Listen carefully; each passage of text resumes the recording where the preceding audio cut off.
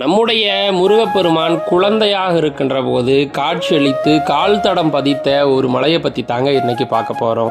இந்த மலை எங்கே இருக்குன்னு பார்த்தீங்கன்னா, விழுப்புரம் மாவட்டத்துக்கு அருகாமையில் இருக்கக்கூடிய திண்டிவனத்திலிருந்து ஒரு 7 கிலோமீட்டர் தொலைவில் இருக்கக்கூடிய பிட்லாபுரம் அப்படிங்கக்கூடிய இடத்துல தாங்க இந்த கோயில் இருக்குது.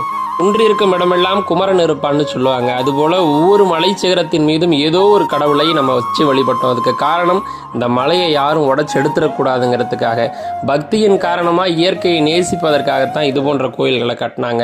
ஆனாலும் இன்னைக்கு இந்த மாதிரி கோயில்கள் பராமரிப்பின்றி ஆள் இல்லாமல் தவிச்சு போய் கிடக்கு. நம்முடைய தமிழ் கடவுளான முருகப்பெருமான் குழந்தையாக இருந்து அவருடைய கால் தடம் பட்ட இந்த ரம்மியமான இயற்கை எழில் கொஞ்சம் கோயிலை யாரும் கண்டுக்காம இருக்கிறது ரொம்ப வருத்தங்க.